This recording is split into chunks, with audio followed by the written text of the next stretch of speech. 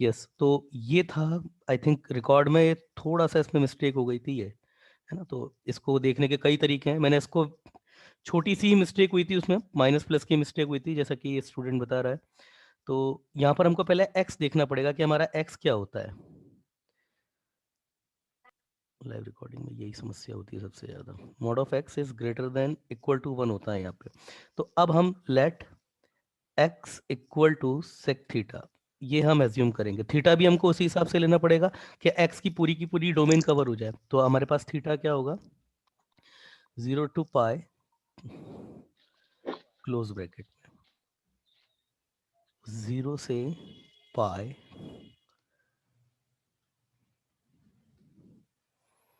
0 से pi minus pi by 2, ये होगा। ठीक है।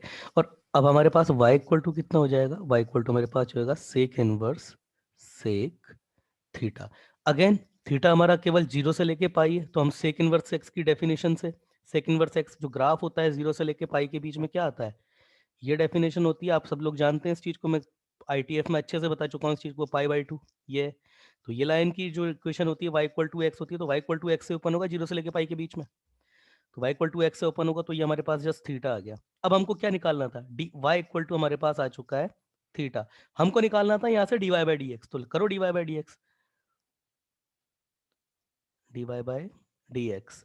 तो d y by d x equal to हमारे पास d theta by d x हो गया है। अब d theta by d x आप यहाँ से निकाल लीजिए, है ना। और हम जानते हैं कि x इक्वल टू हमारे पास क्या है, सेक थीटा। तो D theta by d x निकालने करो x के रेस्पेक्ट में डेरिवेटिव यहाँ पे, तो D by d x of x जो कि 1 हो जाएगा। इसका करेंगे तो क्या होगा, सेक थीटा का क्या होगा, sec theta tan theta as it is, और d theta by d x ये हो जाएगा। तो यहाँ से d theta by d x हमारे पास आ जाएगा, d theta by d x यहाँ से हमारे पास आ जाएगा, जो कि होगा 1 upon sec theta dot tan theta, ये होगा। ठीक है ना। सेक थीटा हमारे पास ऑलरेडी एक्स पड़ा हुआ है, टेन थीटा को कन्वर्ट करना पड़ेगा, ये हो जाएगा sec theta under root 1 plus tan, ये आपके पास, हाँ, सेक स्क्वायर थीटा, यहाँ पर गलती कर दी थी कल मैंने, सेक स्क्वायर थीटा माइनस 1, ये यहीं पे गलती करी थी उस वक्त मैंने। तो सेक थीटा और ये सेक स्क्वायर थीटा माइनस 1, हम जानते हैं यार सेक थीटा है हमारे पास और ये एक्स है, और एक्स हमारा देख लीजिए हमेशा एक्स जो है, अच्छा, इसका जो डेरिवेटिव होगा ना वो हमेशा पॉजिटिव होगा। उसका रीजन मैंने बताया हुआ, यहाँ पर मैंने गलती कर दी थी, 1 माइनस सेक स्क्वायर थीटा रख दिया था। तो ये गलती जो है, इस वजह से इसको मैं दोबारा बता रहा हूँ। तो ये 1 upon x under root x square minus 1, ये आएगा आपके पास d y by d x. इसको मैंने बहुत अच्छे से बताया हुआ है कि यहाँ पर हम IIT-JEE में होता है क्या है ना, कई बार किसी नेगेटिव पार्ट पर अगर स्लोप पूछा जाता है तो यहाँ पर गलती कर देते हैं बच्चे कई बार। तो ये हमारे पास मॉड ऑफ एक्स होता है भाई, इस चीज का, ये मैंने इसको अच्छे से एक्सप्लेन किया हुआ है क्यों होता है। अगर आप सब लोग वीडियो के थ्रू आए हैं, तो आपने जरूर देखा होगा। ठीक है ना दीदी, यही था ना अमृता, ठीक है ना अभी तो, हेलो, हाँ। चलिए ठीक है। अब आगे आगे आगे देखते हैं, है ना? अब आगे के क्वेश्चंस को, आगे का जो पार्ट है हमारा उसको हम लोग देखते हैं अभी। अच्छा, कल का अगर आप लोगों ने लेक्चर देखा है, तो कल के लेक्चर में आपने देखा होगा कि एंड तक जाते जाते जो है प्रॉब्लम आने लग गई थी उसमें, साउंड को लेकर के कुछ प्रॉब्लम आने लग गई थी। तो उसी वक्त क्या है ना, दूसरी भी रिकॉर्डिंग पड़ी हुई थी और उसमें भी सेम चीज़ थी, है ना। अदरवाइज आज का भी लेक्चर रिकॉर्डेड ही था आपका। तो चलिए आगे देखते हैं। तो कल का जो लेक्चर था उसमें उसमें यहाँ तक था हमारे पास, हमसे ये पूछा गया था वहाँ पे, tan inverse R upon x minus tan inverse R plus 1 upon X, यहाँ तक तो हम लोगों ने कर दिया था इसको कन्वर्ट करके, और आर इक्वल टू 1 से लेकर के एन तक गया था यहाँ तक तो। और इसके आगे भी एक्चुअली मैंने कर दिया था, पिलर वाइज समीशन तक भी मैंने कर दिया था। तो पिलर वाइज समीशन इसका करेंगे तो क्या होगा, आर इक्वल टू 1 पर अगर हम निकालेंगे तो हमारे पास कितना हो जाएगा, tan inverse 1 upon x minus tan inverse 2 upon x. Are equal to 2 पर tan inverse 2 upon x minus tan inverse 3 upon x. Are equal to 3 पर tan इनवर्स देखिए मैं हमेशा सलाह दूंगा आपको कि जब इस तरह के क्वेश्चन आ जाए ना, जब पिलर वाइज समीशन ही करना। कुछ बच्चे क्या करते हैं ना, साथ साथ ब्रैकेट को मतलब पहला लिखा फिर प्लस फिर दूसरा ब्रैकेट फिर ऐसे करते हुए चलते हैं। उसमें जो कैंसिलेशन प्रोसेस है ना, उसको पकड़ने में प्रॉब्लम आ जाती है कई बार, है ना। जैसे यहाँ पर तो नहीं आएगी क्योंकि कैंसिलेशन बहुत सिंपल है। यहाँ पे n-2 पर लिया था फिर मैंने, तो tan inverse n-2 upon x minus tan inverse n-1 upon x are equal to n-1 पे ये हमारे पास कितना हो जाएगा, tan inverse n-1 upon x minus tan inverse n upon x are equal to n minus केवल n पर ही है, tan inverse n upon x minus tan inverse n+1 upon x. बेटा ये है आपके पास पूरा। अब इसको पिलर वाइज, हमेशा पिलर वाइज समीशन ही किया कीजिए। कैंसिलेशन प्रोसेस देखिए। सर हाँ बोलिए बोलो Amrita. Sir tan inverse r+1 upon x minus tan inverse r upon x है। अच्छा, उसमें ऐसा था क्या, r+1 माइनस इधर था क्या? क्योंकि कल की रिकॉर्डिंग थी, मुझे जहां तक मुझे याद है शायद ऐसा ही कुछ था। अच्छा r+1 हाँ इधर था। सर। चलिए r+1 इधर होगा। और वो कल का रिकॉर्डेड था ये, और उसमें आपने देखा ही होगा कि r अपॉन एक्स है। चलिए, तो आर्ग्यूमेंट जो है थोड़ा सा इनको सही कर लेते हैं। ठीक है, जैसे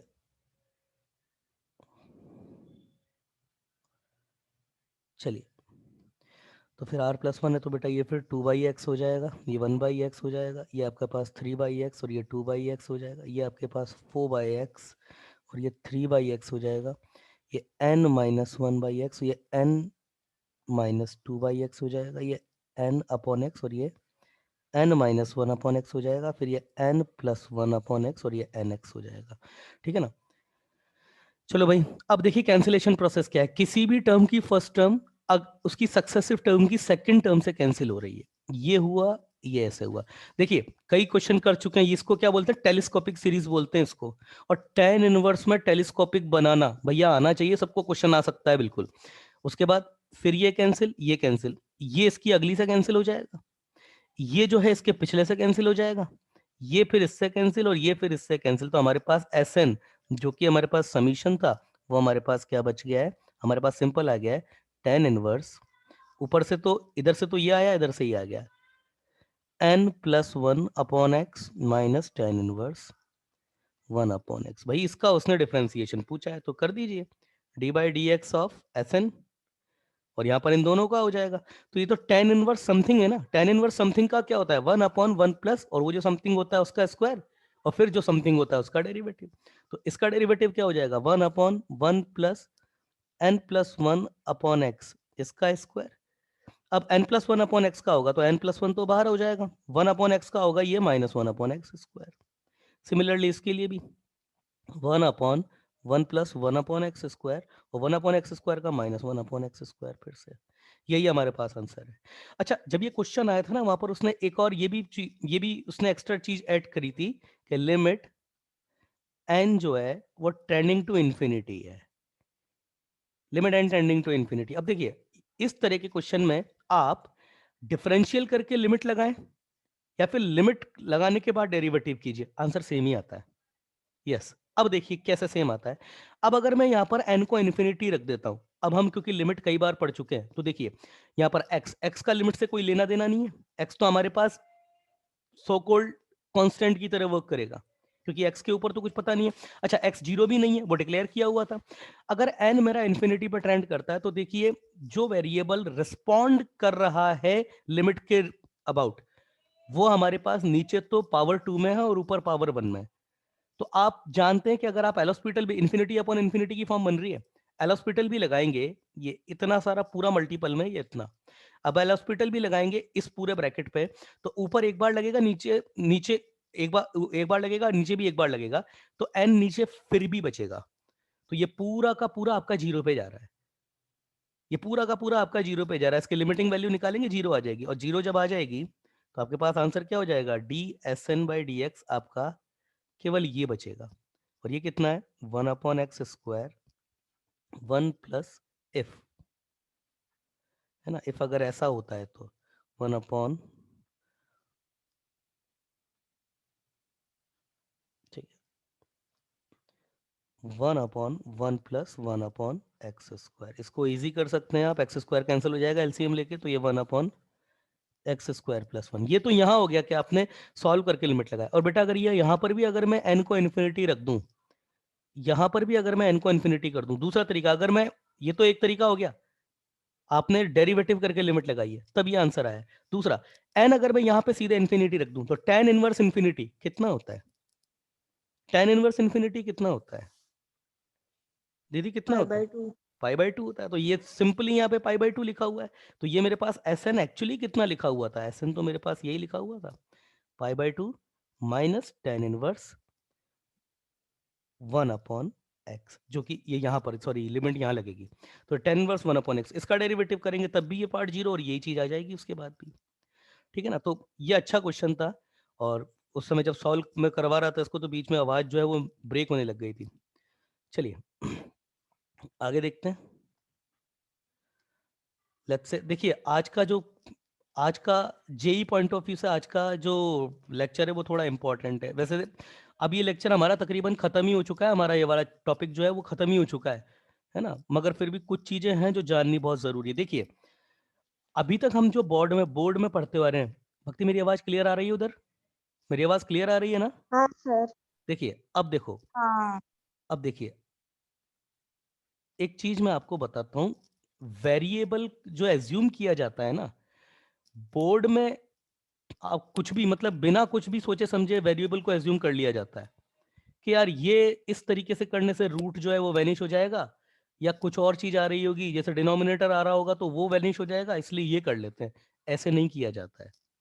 अगर आईआईटी जेईई के क्वेश्चन में वैसे करने लग गए ना आप, तो फंस जाएंगे उस चीज में, है ना। क्यों? क्योंकि इनवर्स ट्रिग्नोमेट्री में आप लोग जानते हैं कि इनवर्स ट्रिग्नोमेट्री का फंक्शन हर जगह सेम नहीं चलता है। जैसे अगर मैं बोलता हूँ y equal to sine x, अब ये माइनस इनफाइनाइट से प्लस इनफाइनाइट तक ये एक ही डेफिनेशन है इसकी, y equal to sine x. मगर अगर मैं बात करता हूँ y equal to sine inverse 2x upon 1 plus x square, sine inverse 2x upon 1 plus x square, तो जो बच्चों ने आईटीएफ अच्छी तरीके से पढ़ा है आपको पता है ये -1 से 1 के बीच में कुछ और होता है, 1 के बाद कुछ और होता है, -1 के बाद कुछ और हो जाता है। तो ये समस्या आती है इसमें, और वेरिएबल अज्यूम करने में यही समस्या होती है, और आईआईटी जेईई वाला जानता है इस चीज को।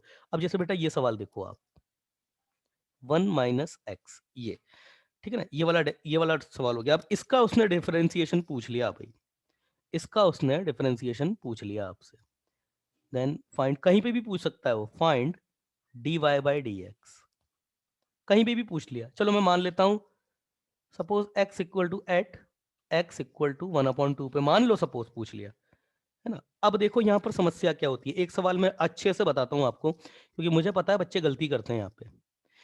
देखो वेरिएबल कैसे माना जाता है, सबसे पहले तो x जो होता है ना इसको डिफाइन करो। x क्या क्या हो सकता है, यहां से देखने से ही पता पड़ रहा है, दो रूट आ रहे हैं, एक रूट तो ये है और एक रूट ये है, ये दोनों रूट है। इन दोनों रूट पर ही x की वैल्यू एक्चुअली डिपेंड करेगी। तो यहाँ तो रफली मुझे पता पड़ गया कि x जो होगा मेरा -1 से बड़ा होगा और 1 से हमेशा छोटा होगा।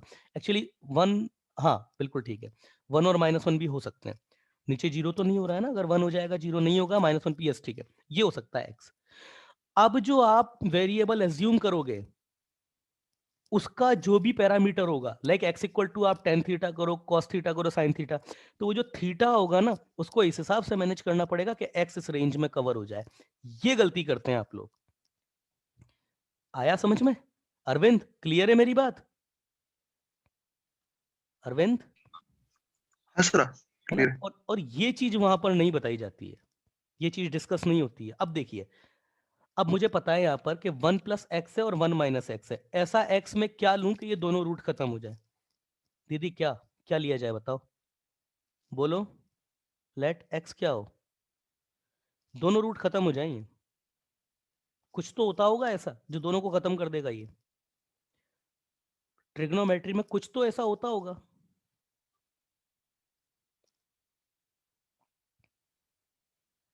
नहीं पता, भक्ति क्या लिया जाए तो दोनों रूट खत्म हो जाए? Sir cos 2 theta. शाबाश बेटा शाबाश, cos 2 थीटा।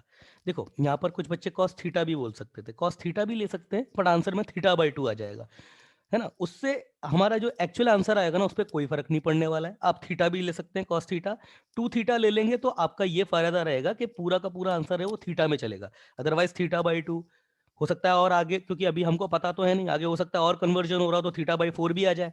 तो 2 थीटा cos 2 थीटा लेके चलो, मगर यहाँ पर वही दिक्कत, अब 2 थीटा आपको डिफाइन करना पड़ेगा। अब 2 थीटा कुछ ऐसा होगा कि x इस रेंज में आ जाए, तो 2 थीटा क्या लें? अब देखिए cos 2 थीटा आपका हमेशा -1 से 1 ही होता है ना। तो अब आप कुछ भी लेंगे ना 2 थीटा, वो हमेशा इसके अंदर ही होगा, मगर हमको -1 से लेकर के 1 का एक रन कंप्लीट करना है। तो वो एक रन आप कहाँ से कंप्लीट करा रहे हैं? भई अगर मैं cos x का ग्राफ बनाऊं, cos x का ग्राफ मेरे पास ये चलता है। अगर मुझे -1 से 1 का एक रन कंप्लीट कराना है तो वो मेरी इच्छा है। मैं 0 से पाई ले लूं, पाई से 2 पाई ले लूं, 2 पाई से 3 पाई ले लूं, वो मेरी इच्छा है। क्या लेना चाहिए? क्या लेना चाहिए? क्या लेना चाहिए? मैं प्रश्न पूछ रहा हूं आपसे, क्या लेना चाहिए? भाई 2 थीटा मुझे ऐसा लेना है कि -1 से 1 तक का एक रन कंप्लीट हो जाए, और वो कैसे भी कराया जा सकता है। तो मेरा आप मुझे जवाब दीजिए, मुझे क्या कराना चाहिए? हाँ भाई, क्या नाम है इस बच्चे का? पार्थ। आप बताओ पार्थ, क्या लेना चाहिए मुझको? 2 थीटा। पार्थ, मेरी आवाज आ रही है? यस, मेरी आवाज आ रही है पार्थ? आई थिंक पार्थ है, मीटिंग में है, वो बोल भी रहा है कुछ, सुनाई यहाँ तक जा आ नहीं रही है। चलिए ठीक है, मैं किसी और बच्चे से अरविंद, आप बता सकते हैं क्या लेना चाहिए 2 थीटा? सर वो ना टू मतलब टू मतलब वो ना ये वो ना मतलब 0 से पाई मतलब 0 से पाई लेंगे, 0 से पाई, अब 0 से पाई, पाई, हाँ। हाँ, और 0 से, फिर 2 वहां पर जाएगा नीचे, तो हाँ, फिर हाँ, 0 से हाँ, पाई बाय 4। 0 से पाई बाय 2, पाई बाय 2। बिल्कुल सही बोला इसने, 0 से पाई। 0 से पाई हाँ क्यों ले रहे हाँ, हैं ना? Pi by 2। हाँ, 1 मिनट। 0 से पाई इसलिए लेना है क्योंकि हमने जो इन्वर्स ट्रिग्नोमेट्री डिफाइन करी है ना, वहाँ पे cos इन्वर्स x का जो एक्चुअली cos इन्वर्स x की जो रेंज आती है, वो 0 से पाई आती है। क्योंकि हम यहाँ पर अभी इन्वर्स ट्रिग्नोमेट्री यूज करने वाले हैं, तो आप स्टैंडर्ड डोमेन लो सबका। तो 2 थीटा अब मैं लूंगा 0 से लेके पाई, ये रीजन है 0 से पाई। तो थीटा मेरे पास एक्चुअली क्या हो जाएगा? थीटा हो जाएगा 0 से लेके पाई बाय 2। अब देखिएगा, आप खुद समझते हैं कि अगर आपको इसको इस तरीके से अगर आप डिफरेंशिएट करने लग जाए ना, तो तोते उड़ जाएंगे यहाँ पे। आप देख रहे हैं कितना बल्कि डोमेन है इसका। तो ऐसा डिफरेंशिएशन नहीं किया जाता है इसका। इसको करा तो हम इसको कॉम्पैक्ट ही करेंगे, मगर कॉम्पैक्ट करने का तरीका क्या होता है वो देखना पड़ेगा। तो थीटा ये आ गया मेरे पास। अब आप रख दीजिए एफ ऑफ एक्स, अब आप रख दीजिए कॉस 2 थीटा। तो टेन इनवर्स, है ना, क्योंकि हमने थीटा डिफाइन कर लिया है, तो ये हो जाएगा मेरे पास under root 1 plus cos 2 theta. भैया चीज इंपॉर्टेंट है, थोड़ा ध्यान से देखना। कॉस 2 थीटा IIT जेई में बहुत पूछे जाते हैं इस तरीके के क्वेश्चन। 1 प्लस कॉस, मतलब ये वेरिएबल एज्यूम करना, है ना, दूसरा पैरामीटर करना, ये बहुत काम आता है आगे, इंटीग्रेशन में भी बहुत काम आएगा ये इस तरीके से चलेगा। अब ये हम तो जानते ही हैं भाई, टेन इनवर्स जब आप पुट खुद कर रहे हैं तो आपको पता ही है आपके पास क्या बचेगा, √2 कॉस थीटा, मतलब स्क्वायर आएगा 2 cos square theta minus 2 sine square theta.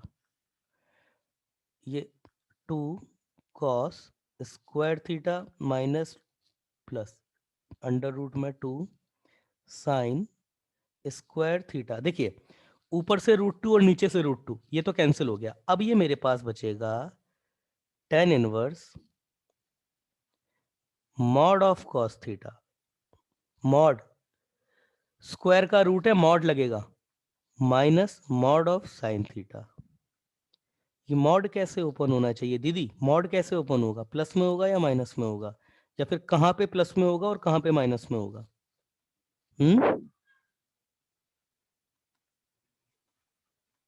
मेरी आवाज आ रही है दीदी? मेरी आवाज आ रही है? हाँ।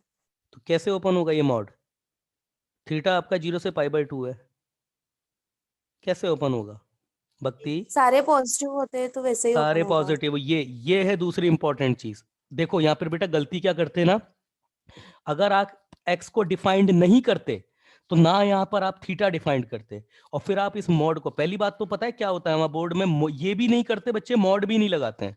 एक्चुअली मॉड आना चाहिए, और बिना मॉड लगाए इसको आगे। अब अगर यहाँ पर बच्चे ने मॉड लगा दिया ना, उसके बाद फिर ये प्रश्न उठता है यहाँ पे कि ये मॉड कैसे ओपन होगा।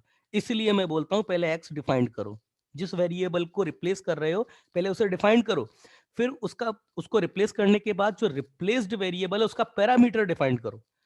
अब यहाँ पे मुझे पता है 0 से लेके π/2 में सब पॉजिटिव है, सब पॉजिटिव है, तो सारे प्लस में ओपन हो जाएंगे ये, तो सारे प्लस में ओपन हो जाएंगे, तो ये हो जाएगा cos theta minus sine theta upon cos theta plus sine theta, है ना, ये हो जाएगा। और ये मैं इसको ऐसे भी लिख सकता हूँ tan inverse 1 minus tan theta upon 1 plus tan theta,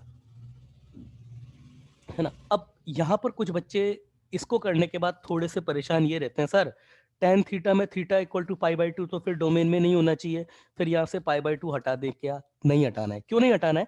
actual function ये था, ये आपका π/2 पे डिफाइंड है बेटा। बात अगर इसकी करेंगे ना, इसकी, तो ये आपका मैनिपुलेटेड फंक्शन है, ये मैनिपुलेटेड फंक्शन है, cos थीटा से आपने डिवाइड किया है।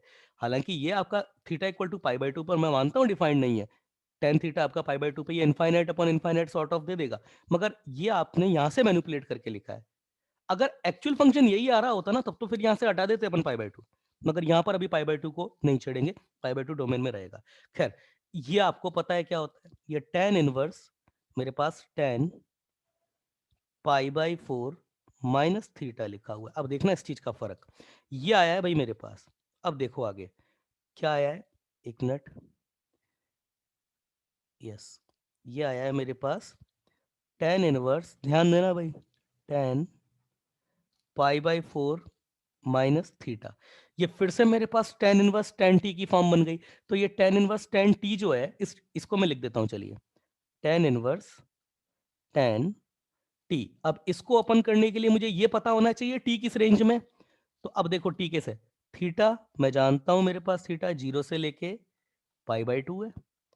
अगर मैं माइनस थीटा की बात करूं तो माइनस थीटा मेरे पास 0 से, और ये माइनस π/2 हो जाएगा, π/4 फिर से ऐड कर देता हूं, तो π/4 जैसे ही ऐड करूंगा ये मेरे पास माइनस π/4 से π/4 माइनस थीटा, और ये π/4 हो जाएगा जैसे ही मैं π/4 इसमें ऐड करूंगा, क्योंकि t यही तो है ना मेरे पास। अब आप मुझे बताइए, माइनस π/4 से π/4 के बीच में ये t आ गया मेरे पास, मतलब जो t है π/4 से माइनस π/4 के बीच में है। तो आप मुझे बताइए tan inverse tan t, t अगर मेरे पास माइनस π/4 से π/4 के बीच में है तो ये कैसे ओपन होगा, मतलब f ऑफ x जो है tan इनवर्स tan t, और t मेरे पास माइनस π/4 से π/4 के बीच में, तो बताइए कैसे ओपन होगा, कौन सी डेफिनेशन लगेगी? पार्थ, पार्थ, यहाँ पर वो ग्राफ जो मैं बोलता हूँ ना, याद कर लेना, वो काम आएंगे। अब कौन सी डेफिनेशन से ओपन हाँ होगा, सर। प्लीज बताए, बताओ पार्थ। सर हाँ, y इक्वल टू एक्स से ओपन होगा वो। शाबाश पार्थ, सारे ग्राफ याद है ना आपको? ये, हाँ सर। यस, ये पैरेलल लाइंस चलती हैं इस तरीके से, ये पैरेलल लाइंस, ये आती है आपकी π/2 से, मतलब हालांकि π/2 पे होलो लेता है, और इधर ये माइनस π/2 पे भी होलो था, और इस लाइन की डेफिनेशन याद है, y इक्वल टू एक्स, बेटा माइनस π/4 से π/4 इसी रेंज में फंसेगा आपका, तो y इक्वल टू एक्स से ओपन होगा, that is what, t, and t कितना है मेरे पास, π/4 माइनस थीटा, और थीटा, थीटा मैंने क्या लिया था, cos 2 थीटा, x is equal to cos 2 theta लिखा था, तो लिख रहा हूं यहाँ पे direct π/4 minus 1/2 cos inverse x, हो गया क्वेश्चन आपका। अब इसका डेरिवेटिव कर दीजिए आप, कुछ नहीं देखना, बस 1/2 cos इनवर्स x हो गया आपका क्वेश्चन।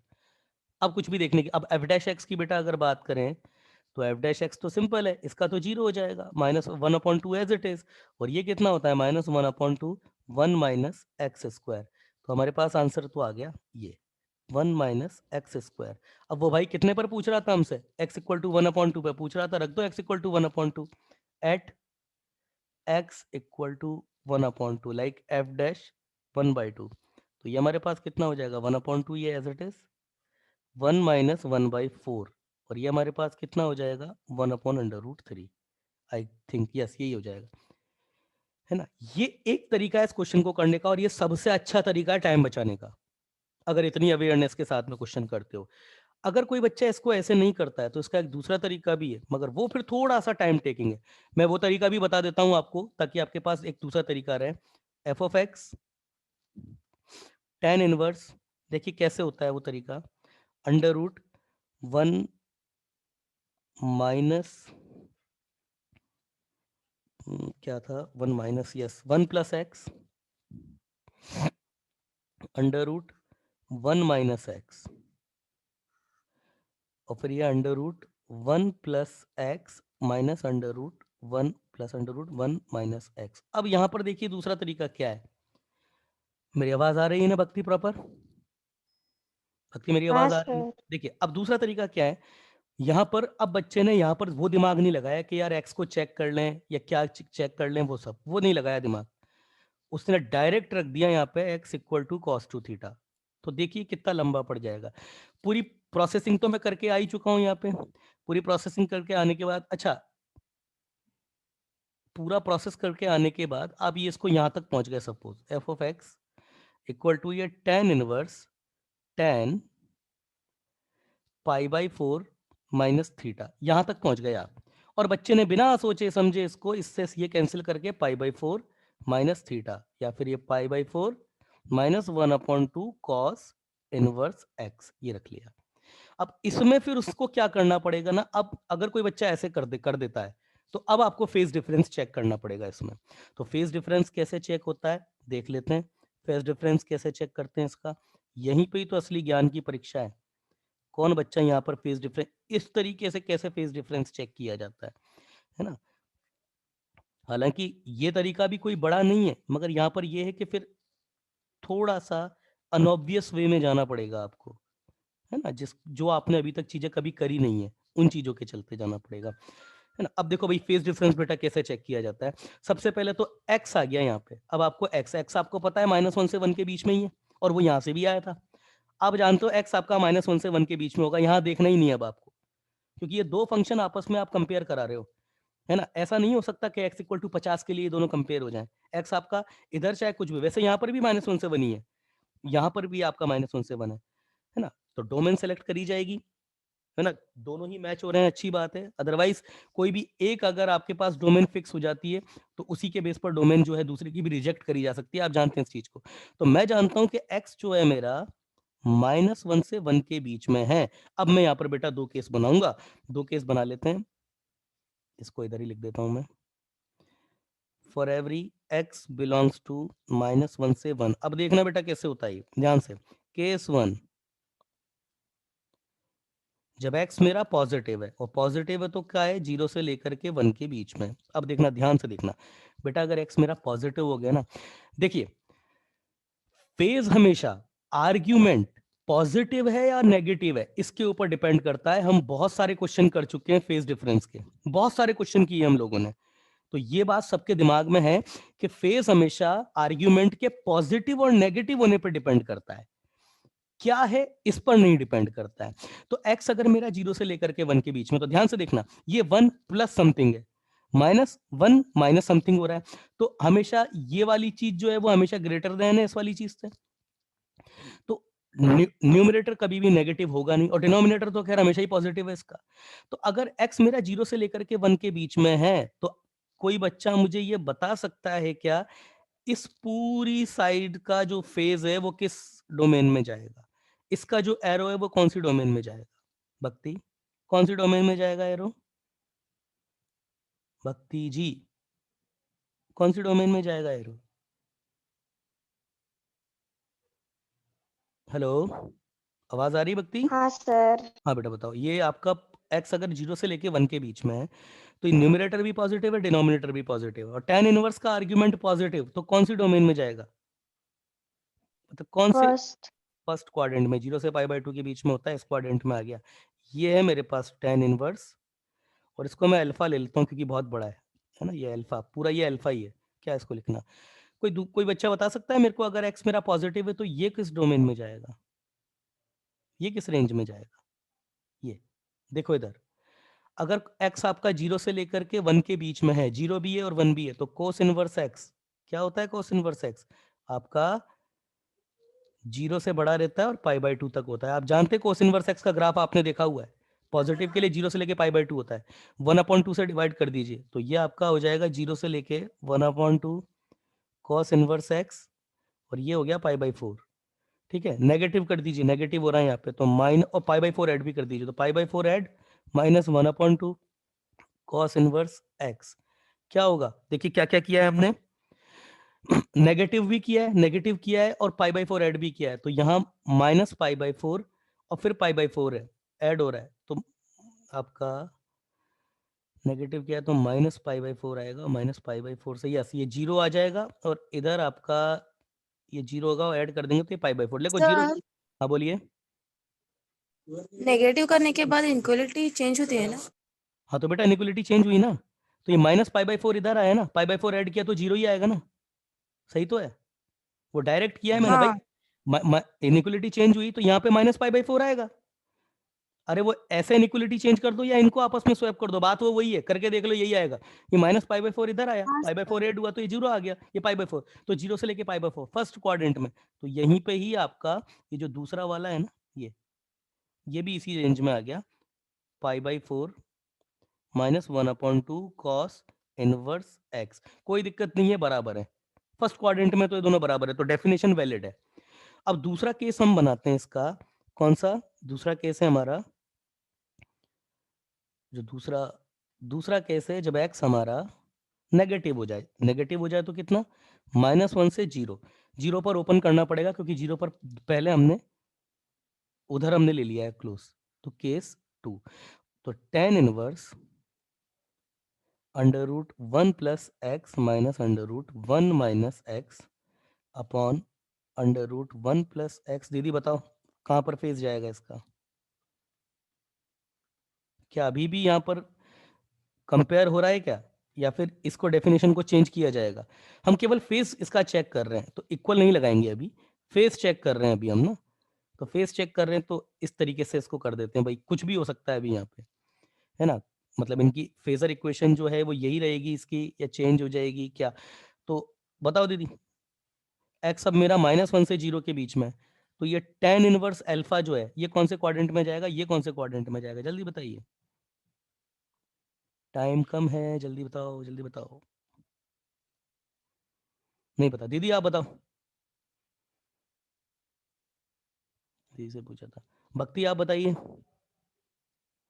संस्कृति, संस्कृति आवाज आ रही है मेरी, संस्कृति, संस्कृति